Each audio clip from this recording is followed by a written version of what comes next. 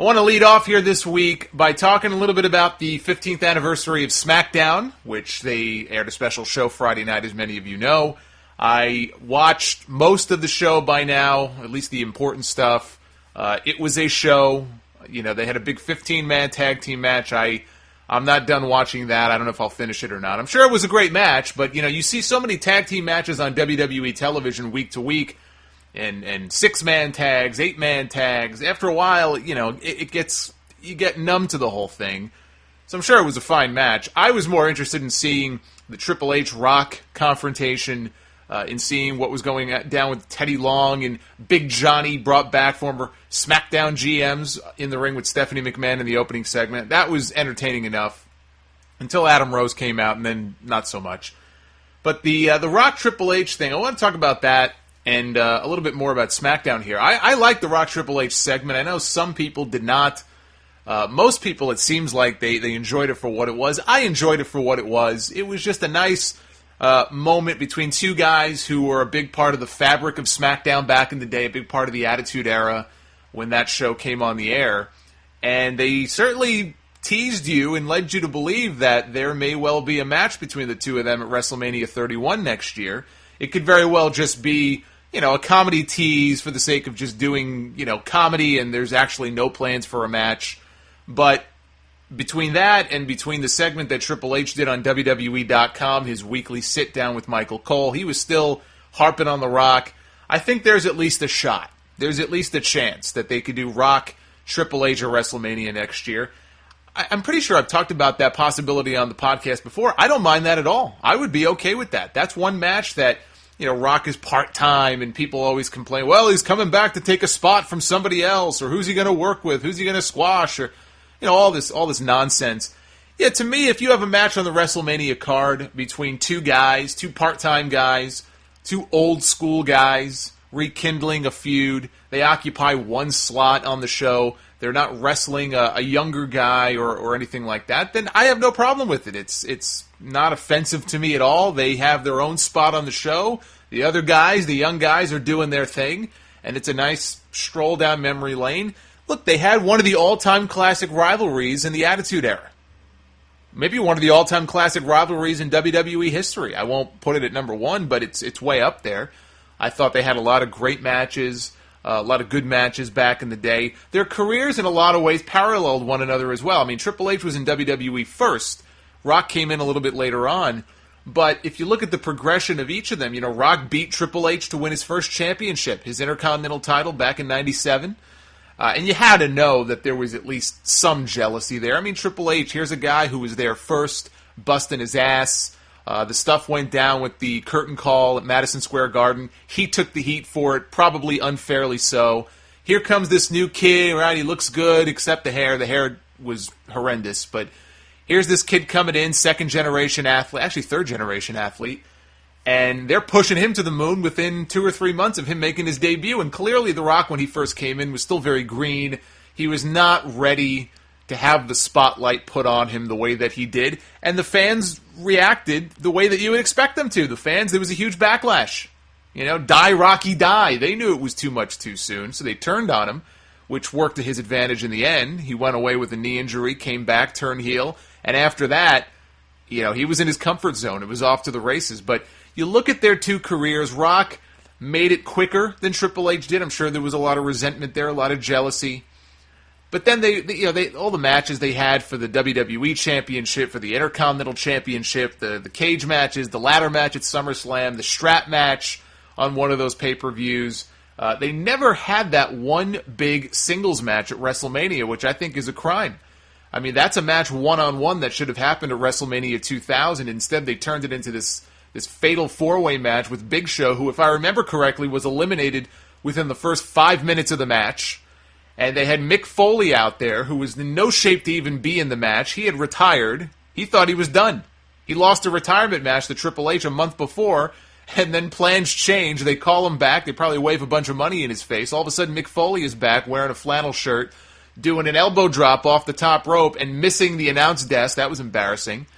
So ultimately, it came down to Rock Triple H in that match. They wrestled the bulk of it, but it wasn't, you know, that wasn't what it should have been.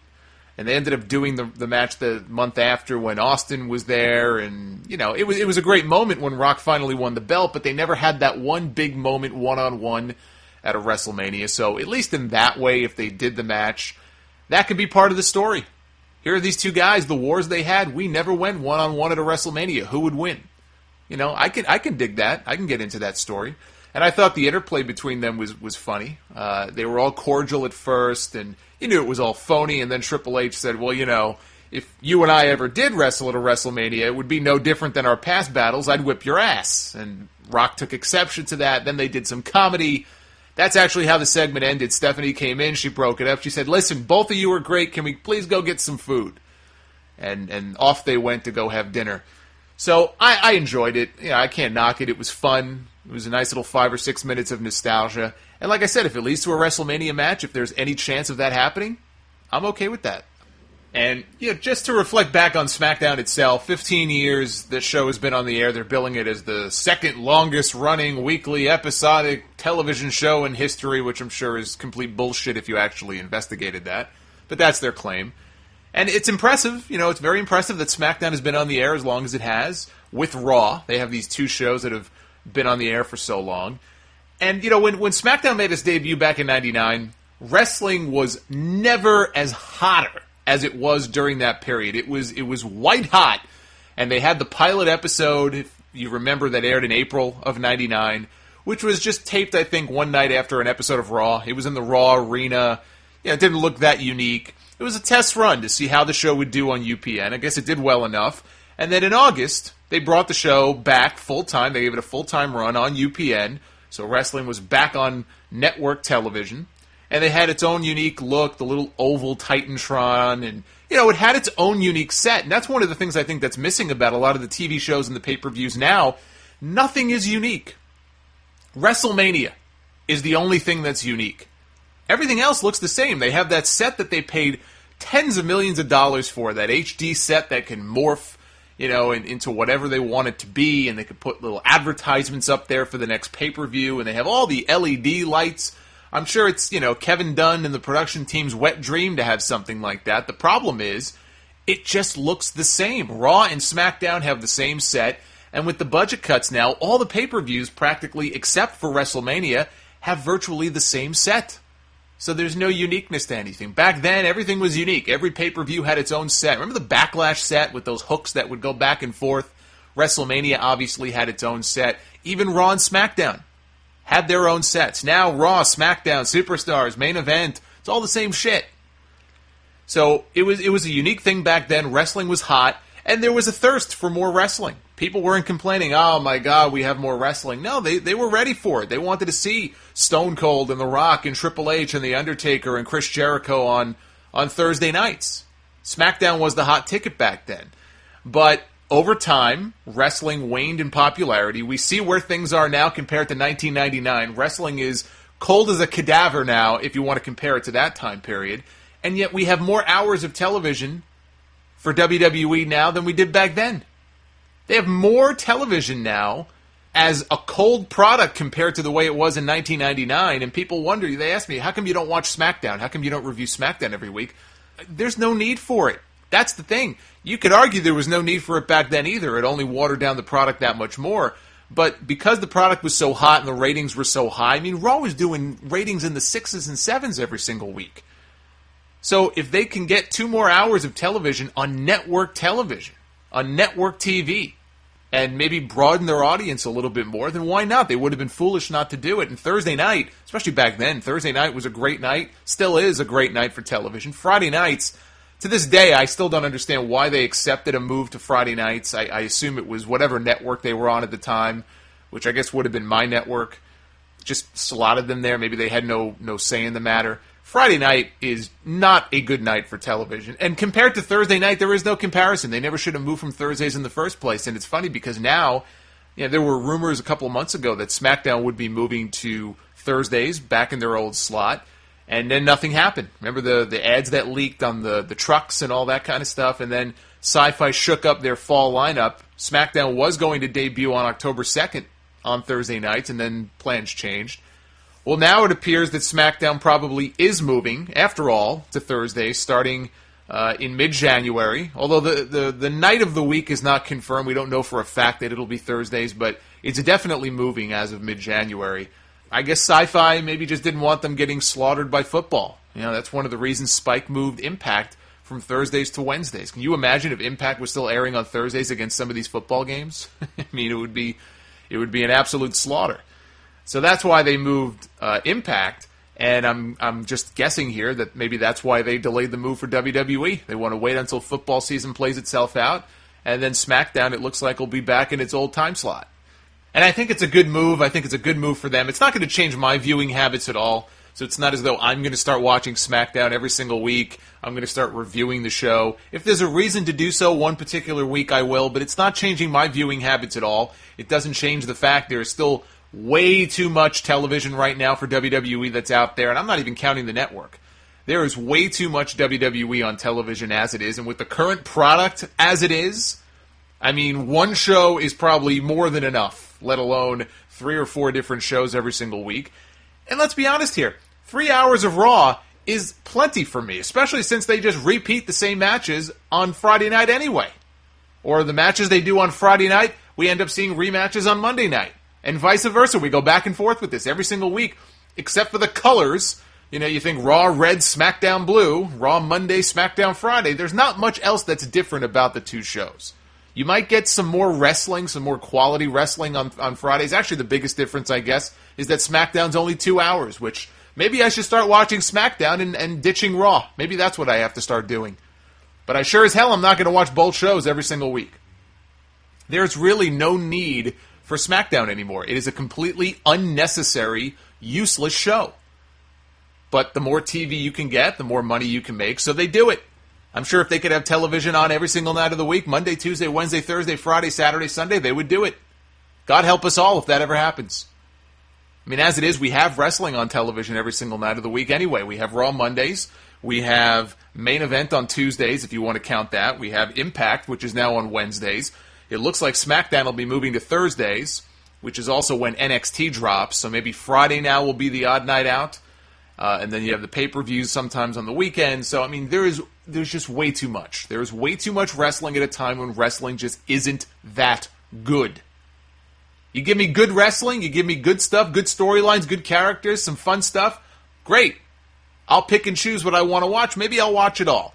You shovel shit down our throat every single week. I'm not gonna sit here and waste my time. Life's too short. So that's the problem with SmackDown today in 2014. Back in 1999, the product, things were a lot different. And I think back over SmackDown's run the last 15 years, especially back when I used to watch SmackDown every single week, and I think of some of the, my favorite SmackDown matches and moments, and things that jump out at me. I think one of the all-time great SmackDown moments had to be the ring collapse back in 2003 with Brock Lesnar and The Big Show. I know they recreated that with Mark Henry and The Big Show a few years ago. It wasn't quite the same.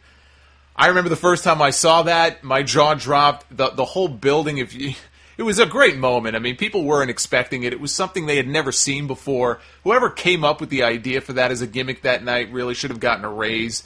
It was just this great visual, as ridiculous as it was, that, a simple superplex off the top apparently rendered both men unable to stand up on their own 2 feet. They had to bring in doctors and an ambulance. I mean, that was kind of ridiculous. But I think people were still so overwhelmed by the stunt itself, they didn't really pay any attention to that. But it was a great moment, a great visual. I think back to the Brock Lesnar-Kurt Angle 60-minute Iron Man match on SmackDown. I think back to, TLC 3 took place. That's one of the often forgotten TLC matches that had Edge and Christian, the Hardys, the Dudleys, and Chris Benoit and Chris Jericho, which I think was the night after they won the belts from Austin and Triple H. Triple H got hurt with an injury, so I think plans changed. I don't think the original plan was for them to do a TLC match on television. I remember Jericho telling the story where they found out when they got to the building, hey, you guys are going to be in a TLC match tonight. It's like, oh, okay. But they went out there and they had a hell of a match, and it's not a match you're going to see on WWE television, given who's involved, unfortunately. But it was a great match. Look, if I really think back, I'm sure I could pick out other matches and moments. But SmackDown, at times, you look back when Paul Heyman had the book, and they had the SmackDown 6, and every single week we were getting matches with guys like Los Guerreros and Edge and Brock Lesnar and Kurt Angle, and they had some big names on that show. The Rock, when he was Hollywood Rock, was a SmackDown guy. Hulk Hogan for a time. There was a period there, and if you go back, it was during Triple H's reign of terror with the world title on Raw, so we're looking at that 2002 to 2004 period where SmackDown, in my opinion, was the A show. There was no debate about it. It was the more wrestling-heavy show, and even the non-wrestling stuff, comedy and some of the other storylines, to me was just more appealing than what was going on Raw. It was the Triple H show every single week, and it was one of the low points in the history of Monday Night Raw. So you throw in a guy like Paul Heyman, who I think that was around the time he was writing the show, and it was just... SmackDown has never gotten back to that level. It has never been as good as it was during those years in the early to mid-2000s, and that's a shame because SmackDown is still around all these years later, and look, there may be plenty of good wrestling on this show. I hear from you guys all the time, oh, you got to see this match. They gave these guys 12 minutes, 15 minutes. Cesaro and Dolph went out there, and they tore the house down, and that's all well and good, but I'm fatigued because they may have gone out there on SmackDown, Cesaro and Dolph, and had this great match. But then you look at what they're doing with them on Monday nights, which, let's be honest, that's all that really matters. And you just shake your head like, what's the point? That's when you realize that SmackDown has become a truly useless show.